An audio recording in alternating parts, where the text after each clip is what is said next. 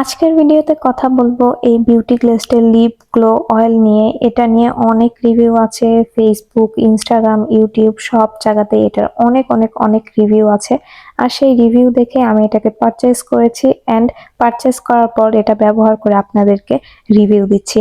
And হ্যাঁ, এটার জন্য কিন্তু বিউটি গ্লেস্ট আমাকে কোনো রকম কোনো পেইড প্রমোশন বা কোনো টাকা পয়সা দেয়নি, অতএব আমি এখানে কিন্তু অথেন্টিক রিভিউটাই আপনাদেরকে দিব। আর আমি যে রিভিউগুলো দেখে কিনেছি আসলে আদৌ সেটা সত্যি কিনা সেটাই কিন্তু এই ভিডিওতে আপনারা দেখতে যাচ্ছেন।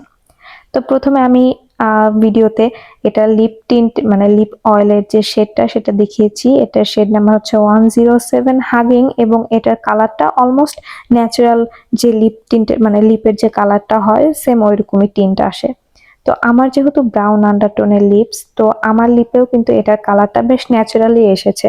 মানে মনে হয়নি যে একটু বেশি আমাকে ফ্ল্যাশ আউট করে দিয়েছে, এরকম একদমই মনে হয়নি।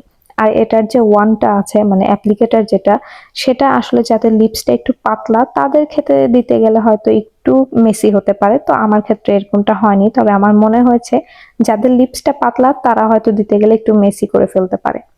আর এটার অ্যাপ্লিকেশনের পরে আমার যেটা মনে হয়েছে এটা অনেক হেভি লাগে ঠোঁটে দেওয়ার পরে। মানে অনেক হেভি, মানে অনেক হেভি লাগে, মনে হয় যেন আমি ঠোঁটে অনেক হেভি কিছু দিয়ে আছি। কিন্তু অয়েল সাধারণত পাতলা হয়, এটার নাম যেহেতু লিপ গ্লো অয়েল সেই তুলনায় কিন্তু এটা পাতলা হওয়ার কথা, বাট এটা একদমই পাতলা না, ঠোঁটে দেওয়ার পরে অনেক হেভি লাগে।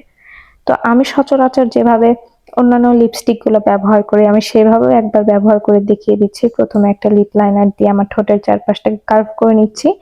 এটা হচ্ছে বিউটি গ্লেস্টেরই একটা নতুন যে ওরা লঞ্চ করেছে লিপস্টিক গুলো, সেগুলোই। ওটা দিয়ে আমি প্রথমে আমার লিপটাকে আউটলাইন করে নিয়েছি অ্যান্ড দেন এই লিপ অয়েলটাকে ব্যবহার করে নিচ্ছি।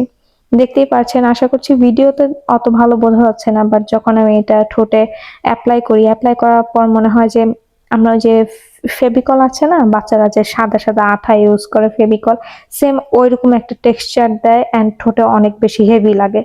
তো এটা আমার একদমই ভালো লাগেনি এই জিনিসটা। আর এটা প্রাইস মেবি 150 থেকে 200 টাকার মধ্যে হবে, আমি সঠিক বলতে পারছি না। আর এটা যেহেতু লিপ অয়েল, অবশ্যই এটা কিন্তু স্মাজ প্রুফ বা কিস প্রুফ না। আমার কাছে এটা মোটেও ভালো লাগেনি আর আমি এটা কখনো রিপারচেজ করব না।